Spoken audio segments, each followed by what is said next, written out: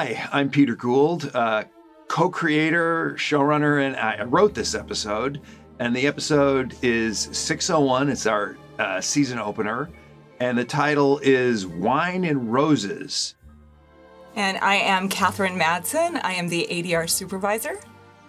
I'm Diane Mercer. I'm one of the executive producers, and my focus is on post-production. Hey, I'm Cheri Montesanto, and I did the makeup and the makeup effects. I'm Reinisch, and I was the editor of this episode. And this is one of my favorite sequences that we've done. It's just a giant collaboration between writing, production design, camera, editorial, music certainly. The tune you're hearing is Days of Wine and Roses, which is a song that Henry Mancini wrote for the movie Days of Wine and Roses. And this version is from the Jackie Gleason Orchestra. And if you don't know who Jackie Gleason was, you should look him up. He was a comedian, and he invented easy listening music. And I did not know this until I met you, Peter. I did not know this. I found it out, and this particular scene. One of the great things, if you're listening to this, you probably have the Blu-ray or some other form of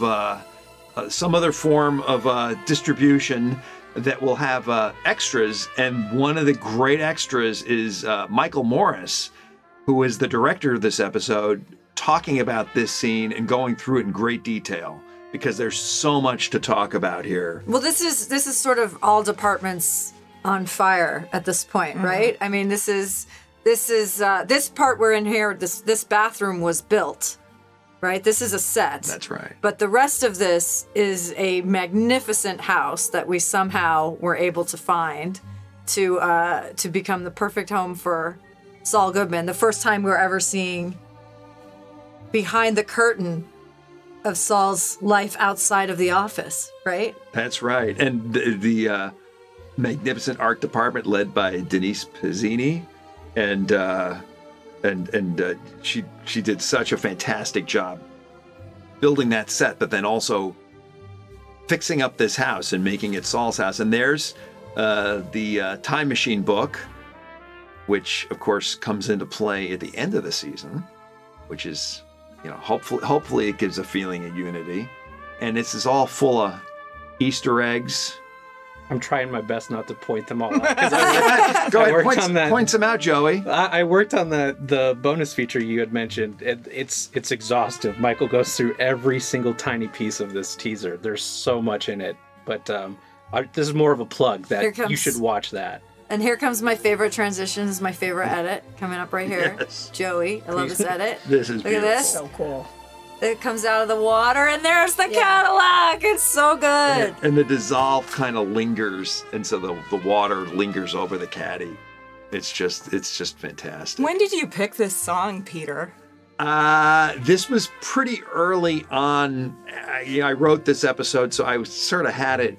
I was thinking about what it would be and what would be this right feel for this and the right rhythm. More great Easter eggs. This is like a pre-Easter egg. Yeah, it's a pre-Easter egg. Before an Easter egg is a pre-Easter egg or pre-Easter egg.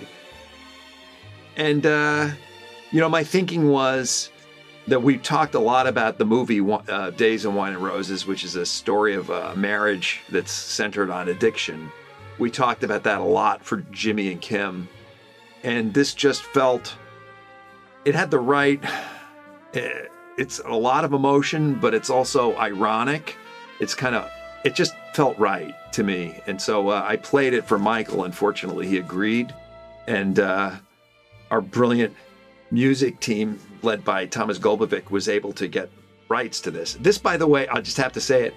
Diane, is that a real stopper? It is. I wish it. Well, it's real in my mind. It's not. But what is it though? What are we looking at here? That is a digital effect. That beautiful stopper. That Michael was smart enough to know that this would be a day killer if they were going to try and shoot this exact perfect movement of this stopper falling out of the dresser and landing on the ground and rolling into the gutter. And a stopper killer too. Stopper. That, yes, but exactly. even there, Survived it. in the close shot, that is a digital That's a digital stopper. Wow. Yes, it I was think- not really there. And that was done by Rodeo, our friends at effects. Rodeo. Yes, and they did a beautiful job. They really, really nailed it, and it looks so natural. It's just amazing. How far into boarding this season did you guys decide not to do the black and white?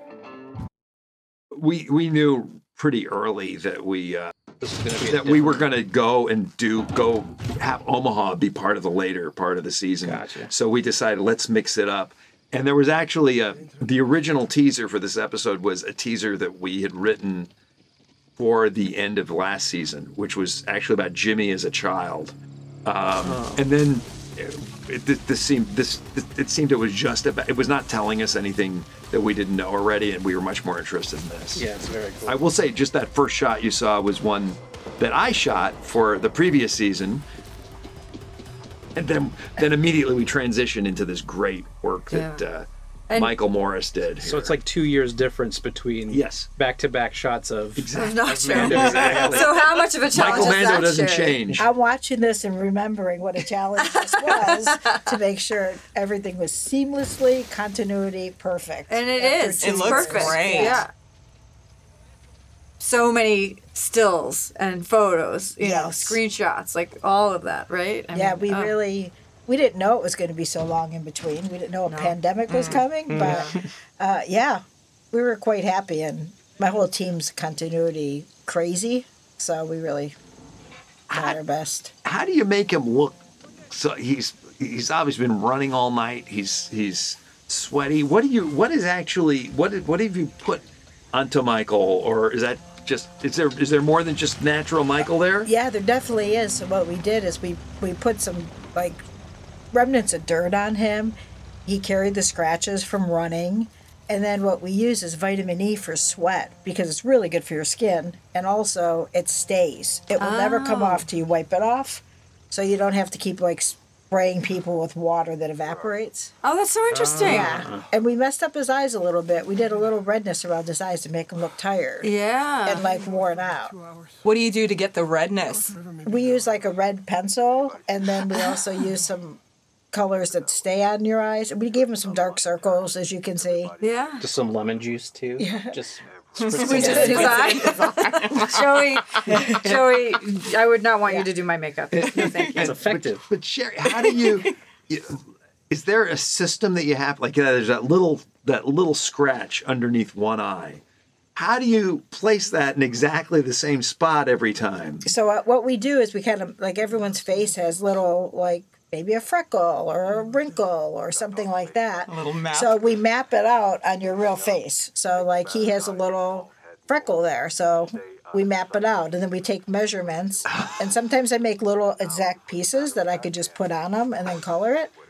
And then sometimes you just do it on the fly. And Michael's like really into all of this, so he's very vocal about what he likes and stuff, which is helpful because he feels a character. Yeah, that's true. Yeah. That's amazing. We always try not to forget arms and stuff like that, and hands too. Oh yeah, It's it's so more than just important, the right? face. Like Yeah. that's something that you just you don't necessarily notice it right away, but then suddenly something takes you out of the scene, and Yeah. it's because the arms aren't done right. Yeah. The shot of Lalo coming up here, I just wanted to point out we did a little bit of a editorial trick where we blur the left side here to kind of hide the fact that it is Lalo coming up. That was like an artificial aperture adjustment. To give Lalo a proper entrance. A proper. Yeah. Cool. Yes, He had a night. And then this is all you too, Cheri, Yeah, right? So yeah. all of this stuff with the bandage and everything. Is that like a combination between you and the prop department? Usually, I've had such a good shorthand with our prop department Yeah. after all those years. They would just hand it to me right? and let me do it, which is Yeah. fine because then we know the continuity is going to Yeah. be the same. Yeah. Yeah.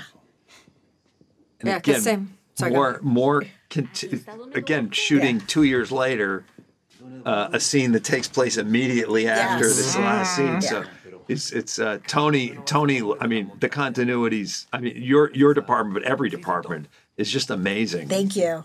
I just love the character work. I love making him look messed up and appropriate. Yeah, It's my right? thing. Oh my God. And then this Mateo, he looked kind of like Tony, but he had very nice but smaller eyes. So what we did is put eyelids on him. So for the makeup test, like no one really knew that because he looked good, but when I saw him, like I could make him look more like Tony than he actually does. Oh my God. This is Marcus Dinda.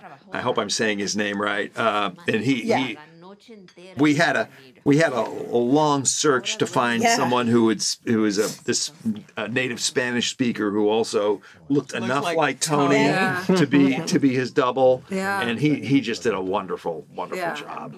And that shot then when he shaves that we're going to see here in a minute. So he has like some He's kind got of prosthetic eyelids on. Oh my God, that's bigger. amazing! I had no idea. That's amazing because we didn't. It's not just casting. It's Cheri, that's amazing. You guys are so nice because you just like give us ideas and stories and what you'd like, and then I would just try to make it what you want and maybe even a little bit better. You know what I'm saying? That's always the goal, right? You always deliver. deliver.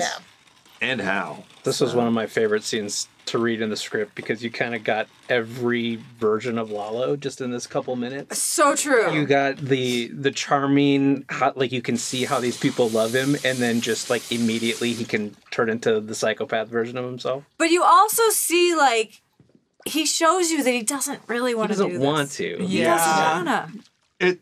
He's not a pure. Oh, look at that. That is Unbelievable, Cheri. that is crazy. I have a before and after in my phone. You'd be shocked. Oh yeah! Oh my Shocked what he God! looked like. And then you gave him the white streak in the hair like the Tony has. hairdresser did the white streak, and then he was awesome. The actor. Yeah, I love that sequence. It really is. It's like Lalo in a nutshell, right there. Mm-hmm. That's Lalo right there. The interesting thing about this shot is this is actually the first shot we did after Bob came back after his health incident, and he was away from shooting for several weeks, and then this was the first thing we did, and it's the first thing you see of him in the new season. Yeah. And this is I don't think you can tell before and the after, and it's wonderful. I love that. This was we made a little change to the opening of this scene, and there we go. And that's. I love this shot too. 20 new clients from Grant, so 20. I love just holding on this one shot and seeing them in the mirrors and. First thing, juvenile. There's a lot said in these first couple scenes, and the distance. I mean, it's just such a great visual. You know, there's a little bit of distance between them here because it's not one mirror, it's two mirrors, and it's just so beautiful, so elegant. And we had to carry that sunburn. I know. Oh my God, yeah. And the line on his head. Yeah. From where he had the turban. Yeah. In Peter's episode. All of that. Oh my God. I just didn't even question it. I forgot all about it because it's just right. It's just how it's supposed to be. You know what? I'll bring something for you. That's too nice. No, it's no problem. And the great thing about Ray, too, she was always so open to look appropriate.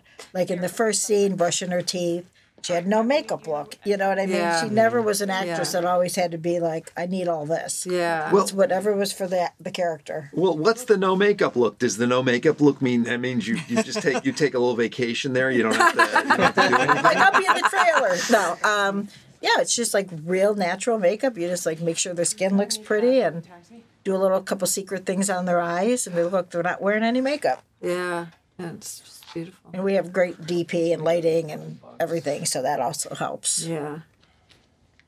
Yeah, it's interesting. You see each individual element by itself, whether it's the makeup or even the set, and it always looks great. And then when you put everything together, that's when the magic happens.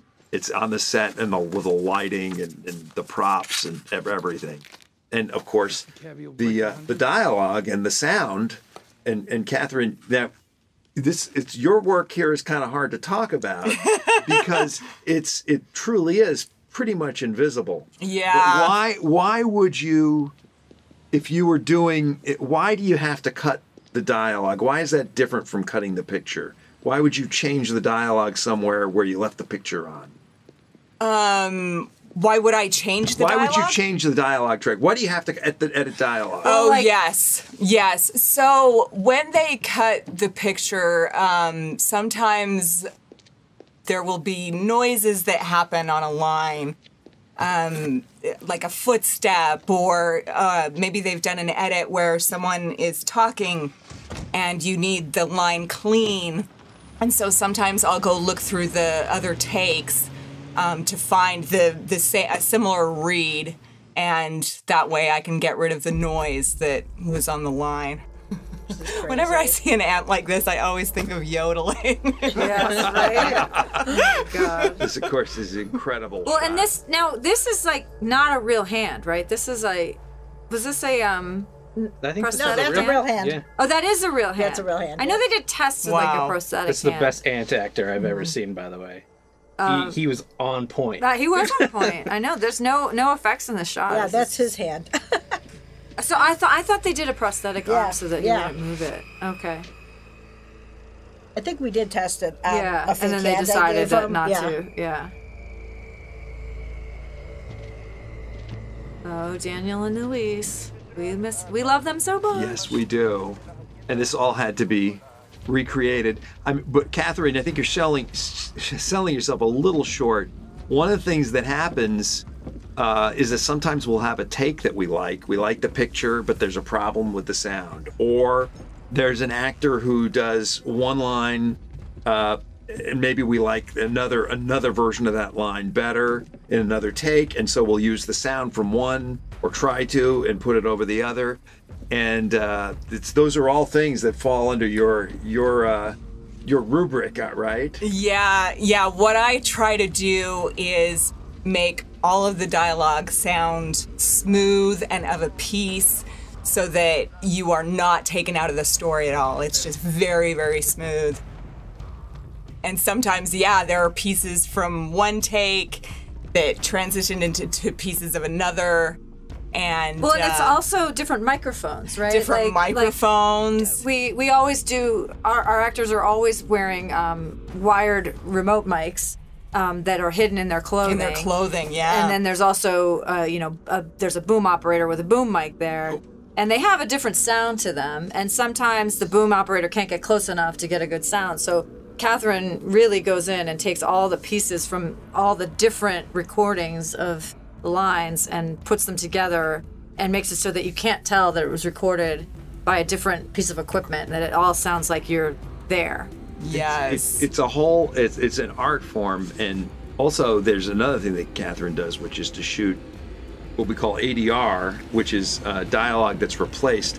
It's a little bit, ADR is a little deceptive because it's automated dialogue replacement, but I don't know nothing seems to be automated to me. And that means that, what that means though is that Kathryn works very closely with our actors. And so our actors will come into a studio and watch a scene, and you have to coach them, right? You have to help them understand, especially if what we're looking for is something different from what they did. Yeah. And how do you do that? Yeah, I mean, sometimes the final edit of a scene, like Joey edited this episode, sometimes the final edit of the scene is different from what was scripted, and they'll need to add a line or change a line or change the performance of a line. Yeah, to or we had to fit lift the scene. we had to lift something out for a time cut or something like that. We need to smooth it out, Something or something doesn't like sound that. like the end of the sentence. It Yes. suddenly is. Yeah, like originally they went up on a line and now we need them to go down. So the actors will come in and we will re-record the lines. And it's my job to, this cast is amazing, but they have to sound exactly like all of the other lines in the scene. And so, I'm listening for tone, I'm listening for pitch, I'm listening for breathiness. And then, of course we want to get a great performance, but, these actors are so good at it. But yeah, that's also part. And then one thing I wanted to say, one thing I never knew when I first came out to Hollywood is all of the background voices. Yes, We add that's a all huge of thing. those. Yes. everyone, like that scene that we were just at Lalo's Hacienda and all of the cops in the background and the radio, all of those people, none of them were talking. We all had that afterwards. It's so awesome. People don't even realize. Yeah, I never knew that till I came out here. And it's seamless. It's so good. Yeah, and when they do it right, it sounds real, and it is a really weird art to be able to talk authentically, but not draw attention to yourself in the background. But when you put that stuff in there, then the scene comes to life. It feels like a real place. Yeah. And you do all the footsteps and all that too? Our sound team does our Foley team does that. Watching the cousins walking, I was listening, and it was going with the music, which was really interesting. Right. And that's Dave scoring. Dave scores that specifically to the footsteps. To their feet. Yeah, that's awesome. Amazing. Let's point out the green screen behind Gus here. Oh yes. For the chicken coops, which are no longer standing.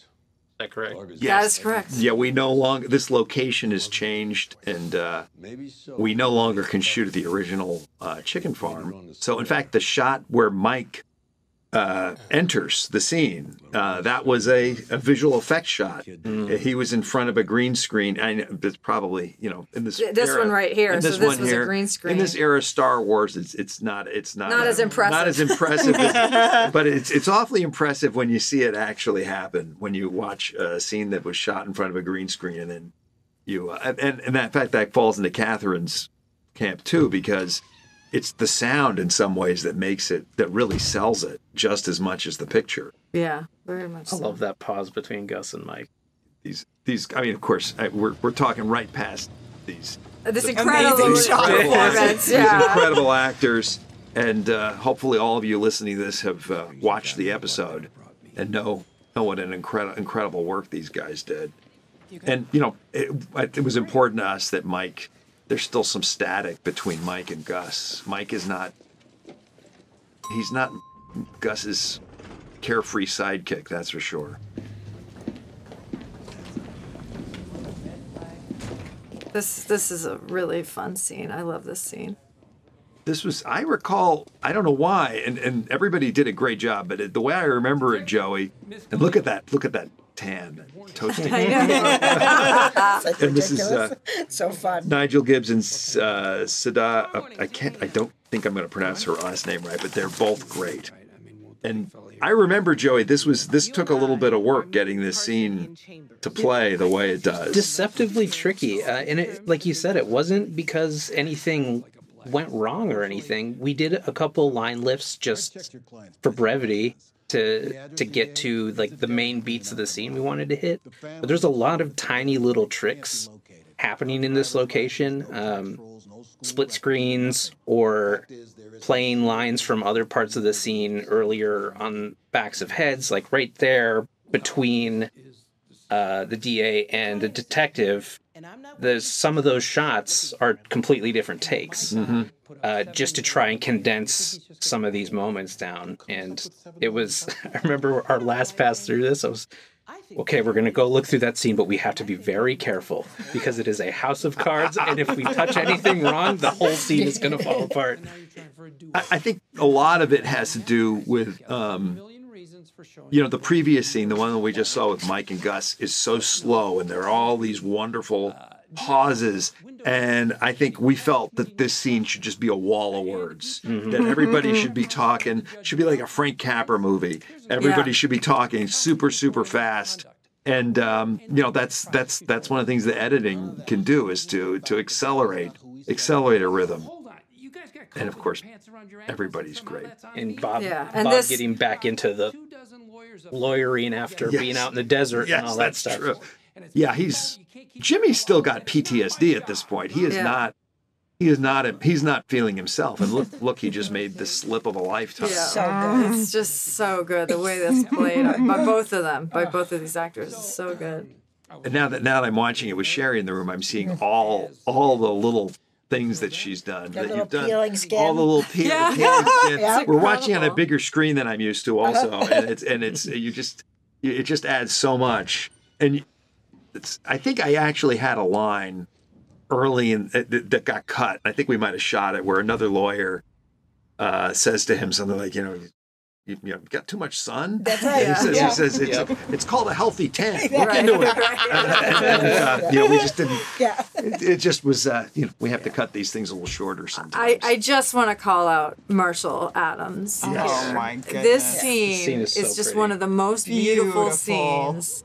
The Nighthawk ever. shot. Oh God, it's just beautiful. I mean, the fact that we're in season 6 of this show, which is like basically season 12 of this universe that we're in, and we've never seen this restaurant before.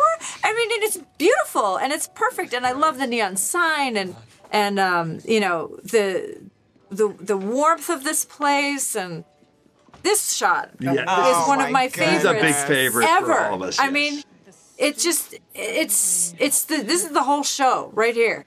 It's like the reflections, the southwest, the neon signs. It's a big credit to the show too. How long? Yes, you hold on it. To just stay on the shot, so you can fully appreciate the beauty going on here. It's funny. This restaurant is called the El Camino Dining Room, as you can see, and of course, there is the movie El Camino, which is part of our universe.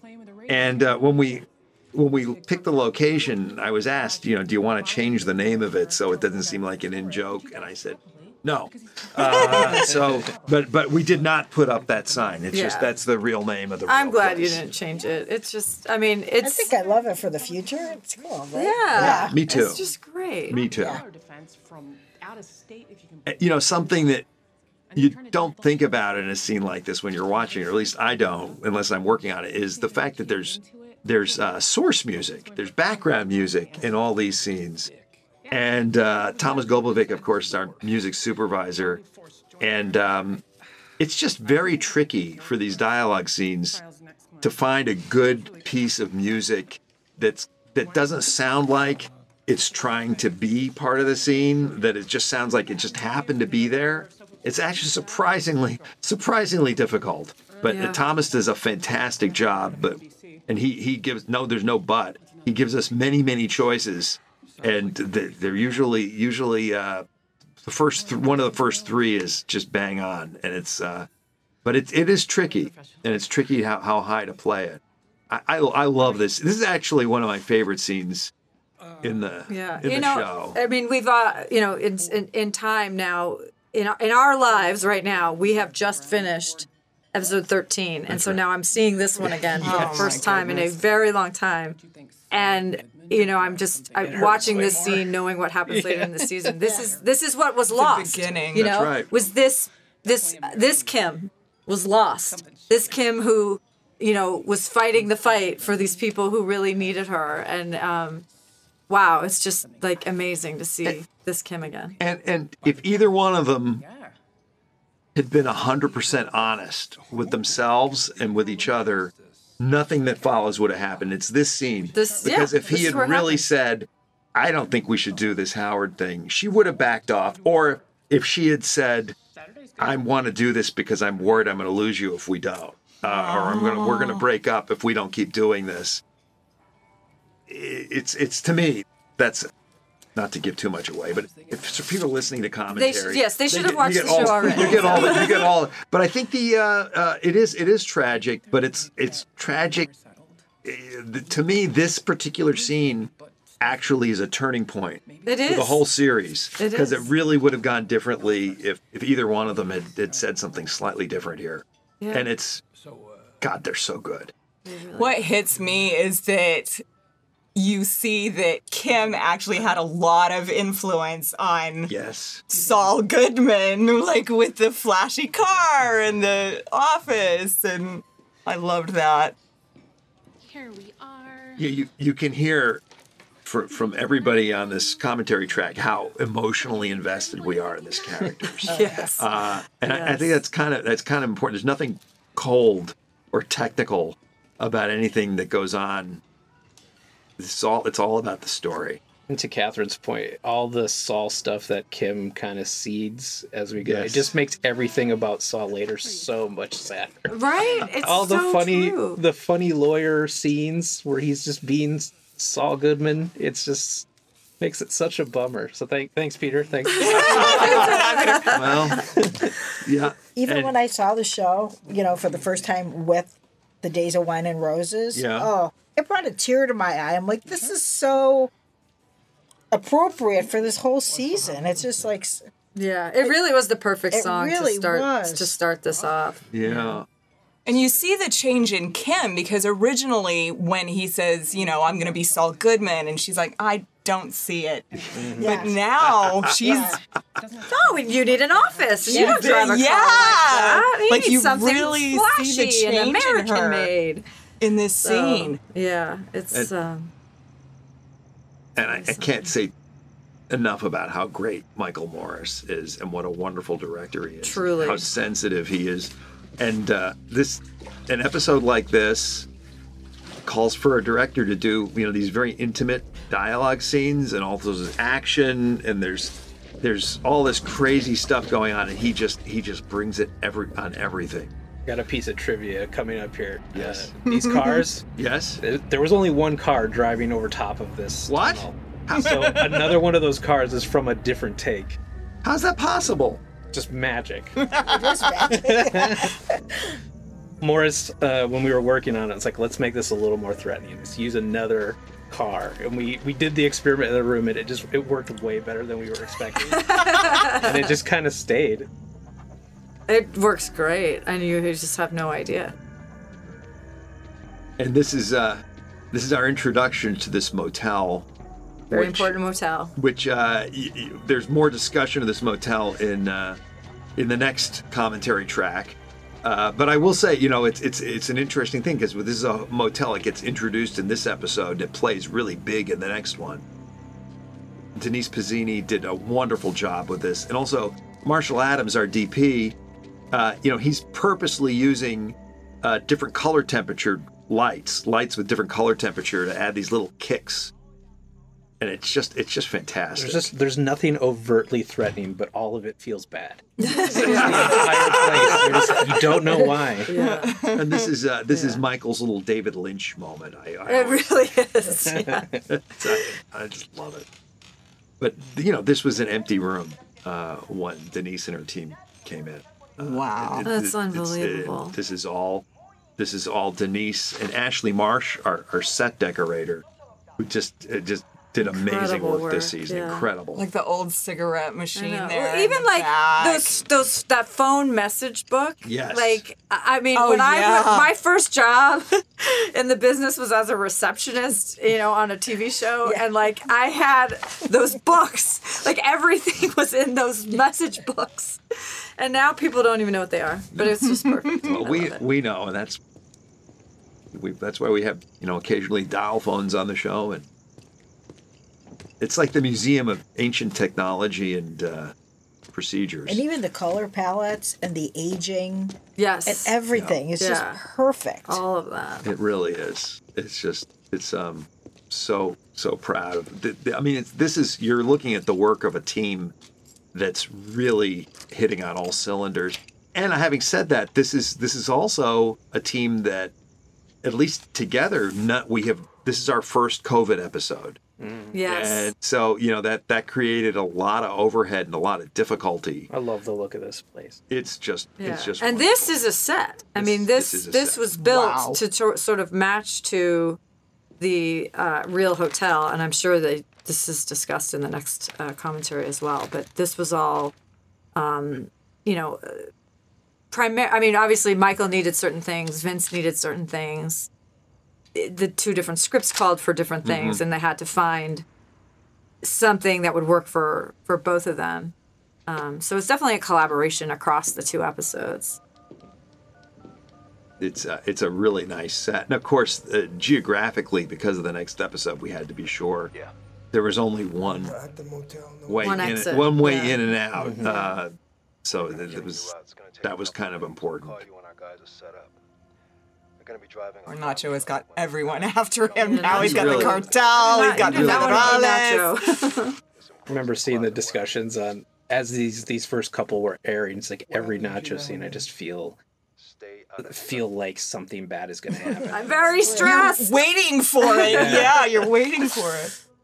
And Michael Mando does such. It's a movie star performance. You know, it really every really idea and emotion is written on his face. Yeah. He says so much with very, very few words. He does a remarkable job, and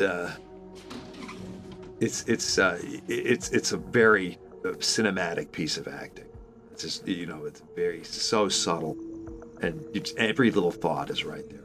Yeah, and also just Dave Porter, this music is extraordinary, and then he's going to build on these themes in the next episode. Mm-hmm. I absolutely am blown away by what Dave did this whole season. His music is just so great. Speaking of great.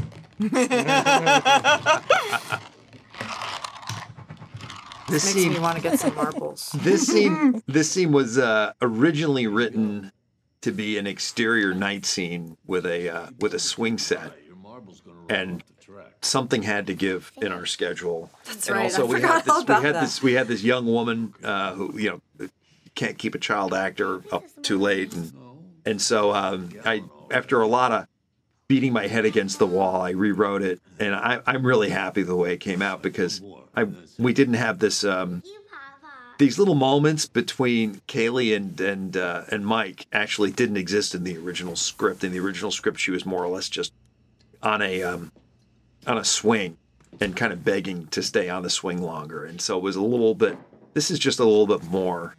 There's a little bit more connection, I think, in this version. So sometimes those production problems actually result in something great. Whenever I watch these scenes with Mike and his granddaughter, it always makes his death in Breaking Bad so much more painful now that you know the whole story and see how much he loved her. Yeah, she lost, both her father and her grandfather. Yeah. And it's all Mike's fault. in both cases. That little cut to Nacho was not scripted either, and Joey conjured that up out of nothing. Yeah, that was another take when he was still talking to Tyrus. That's right. But it was just helping us connect who was on the other end of that phone, Mike, and it also amped the suspicion up with Nacho. Yeah, it gave it a little more weight to see him, him not. To have him hang up the phone and then see Nacho. Yes. Ugh. 45 minutes safely. Patrick, Fabian, and Ed Begley Jr., two of the great people seriously in the world. The greats. Any day you're shooting and Patrick is on set is going to be a nicer delight. Day. Now Cheri, he doesn't really look like this, right? He's kind of monstrous when he comes out. Please tell me. Yeah. Give the rest of us some hope, damn it. He'd come in and he said, "I'm just too good looking. What can you do?" I love this. This is a little wordless scene that I just adore, because there's Hamlin's car, but it's also, you can see that Jimmy's none too sure of himself here. Yeah. And this place is kind of fancy. Is this a real golf country club? It is a real country club, inside and out. Is it in Albuquerque? It is. It is. Right. This is a fancy Albuquerque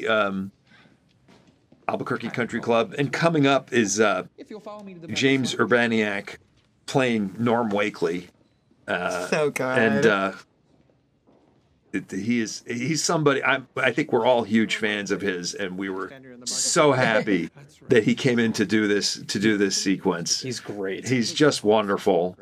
I was just watching him last night on another show called Difficult People, where he plays a completely different kind of character, and he's just a wonderful actor. And there's the best favor you can do for an actor like Bob is to surround him with other great actors. Dwight D. Eisenhower, but the story goes back even further than that. Norm, can I have a sec, please? And there's, of course, Rex Lynn as Kevin, I'm sure this will just be a moment. and Rex. Oh my God, Rex is also an incredibly nice person. He's super funny. I'm waiting to see who I'm going to. I know we're going to see an asshole here somewhere. So far, I haven't seen any. cast only nice people to make them That's play. right. This was something Joey did. If you watch the shot that we just watched, James Uraniak claps his hands together, and then Bob claps his hands together immediately after. And we actually, in post-production, we repositioned the shot slightly so you could see Bob's hands better. Because I thought it was, we watched it, and we all thought it was so funny it's such the a way he subtle did it thing, that we yeah. wanted to make sure that you could see that. The way he plays this little wormy assistant too, just getting beaten down by Kevin, is so good. When Kevin really gets going here, he kind of does this sideways look at Kevin that makes me laugh every time because he realizes Kevin sounds exactly how Jimmy is pointing or like painting him out to be. You're proving his point. Yeah. He just does this little look like. It's this, this kind of scene is so much fun to write. It would have. I wish I could have been there on set to watch this take form because there's no feeling better than to write a scene and kind of labor over it and hope that it's going to be funny, and then to walk on the set and see what the actors do. And when it really works, it's just it makes you feel like you're lighter than air. And this is a scene that I'm so proud of, and I think is so funny. And Bob is just on. And, it's fun to write an aria like this. I have to say, I was a little worried we would get flack for this. I remember talking about that, yeah. I was a little antsy about this, and so far nobody's attacked me over this. I guess maybe the world has bigger problems. Well, I don't know. Something just occurred to me.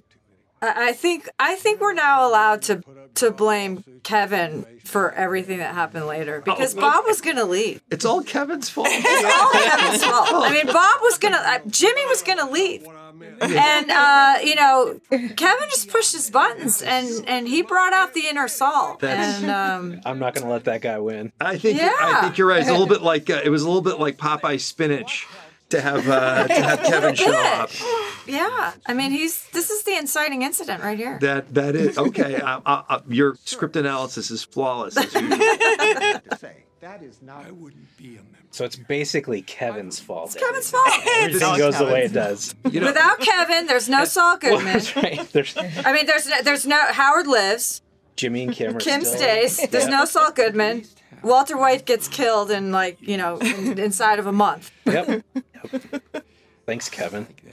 And I have to say, I thought that was a magnificently cut sequence. Bravo, Joey. And Yes. Joey has been with us as he was an assistant editor before this, and this season you've co-edited before, but this was the first season where you had your own episodes. That is true. And you cut this episode in episode 3, and you just crushed them both. Thank you. It was very surreal. For one, not to have my own episode, but it was also, like you said, the beginning of the COVID season. Yeah. So it was just kind of an empty office and cutting in this cave for weeks and weeks, and I love the glee Yes. with which he does Yes, he looks like Bob he's really is so enjoying great. it. He's there's a lot of toilet humor on this show. I apologize. this shot is so. I love I'm it. so into I it. actually did Yeah. write the chewing gum, and in color we made the color of the chewing Yeah, gum. We we did. heightened the color of the chewing gum a little bit.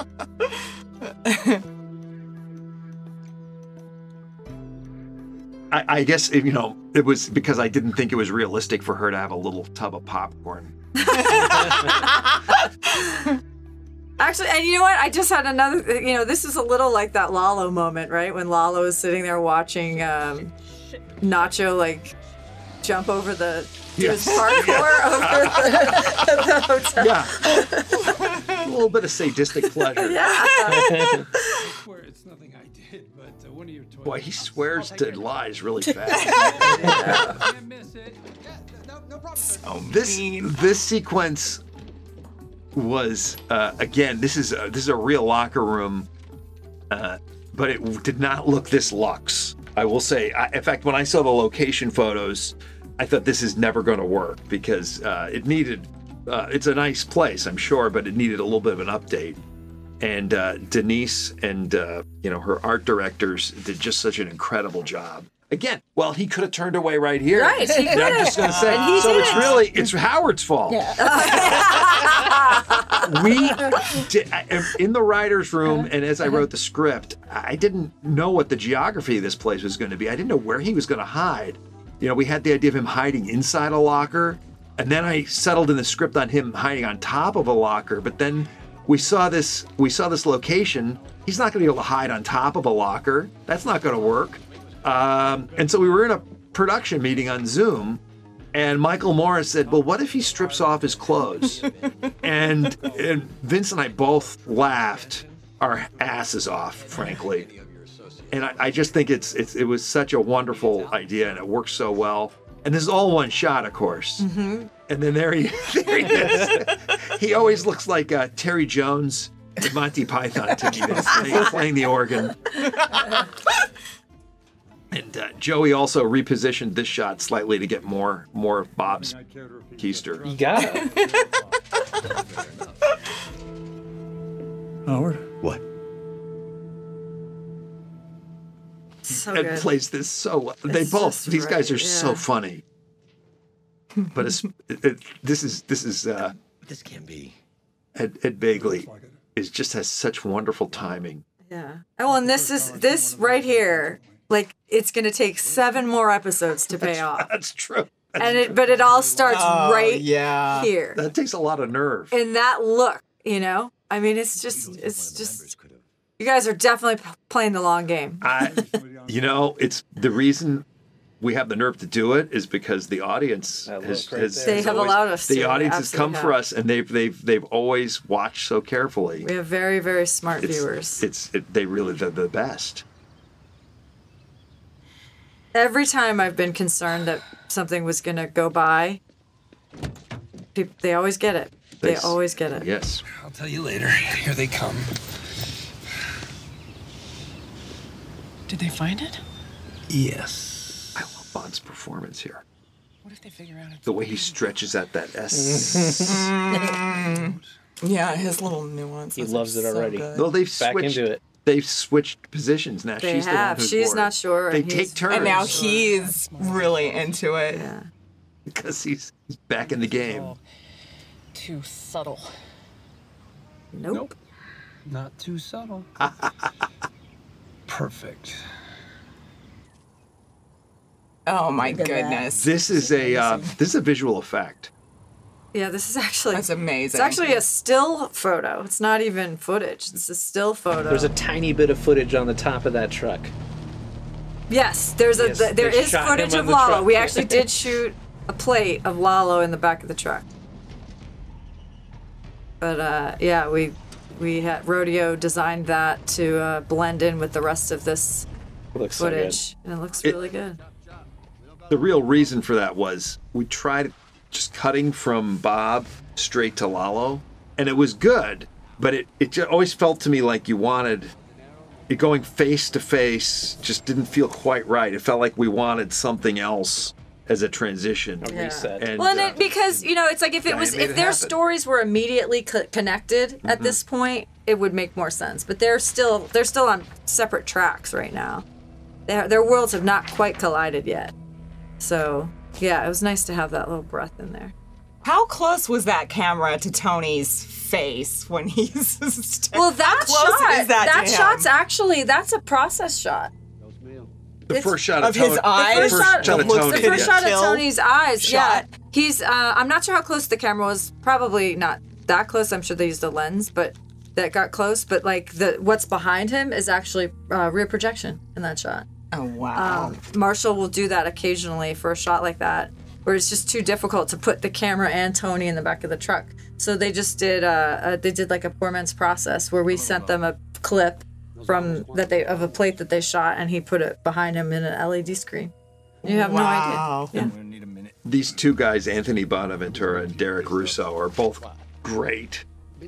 Yeah, these guys are great. And now, Kathryn, we're also one of the things that I remember we were worried about was keeping all the poor folks in the truck a lot. Yes. So how do you I mean alive meaning hearing them? Yes. So when does that happen? So that's another thing that we do in ADR after the fact, and we wanted to give that interior of the hay bales a very claustrophobic feel. So we've got people kind of struggling for breath a little bit and coughing, and just like a presence of all of those people crammed in that little space to try to get across the border. Yeah, it helps so much. Oh, it's great. Because that was actually that scene with which was going to come up with all the folks behind the hay bales. That was very tricky to shoot because we were early in COVID, and there's a great concern about putting a lot of people so close together. Pre-vaccine. Pre-vaccine. Wow. Very, very. And it was just very tricky. And Mark Margolis is great. You want to talk about somebody who can do a lot without a lot of dialogue? Like his face turn, because he's all sad at the beginning, because they've just called him and told him that Lalo was dead, and then he hears his voice and his face lights up. And you can tell that Lalo loves him too. Yes, there's a lot of love in the Salamanca. Yeah. It's like the only thing they love. Family that loves each other murders together? Well, they don't. A Salamanca's never killed a Salamanca. I just want to point that out. No, this is true. They have. There's a lot of family integrity there. Tío. ¿Qué pasa?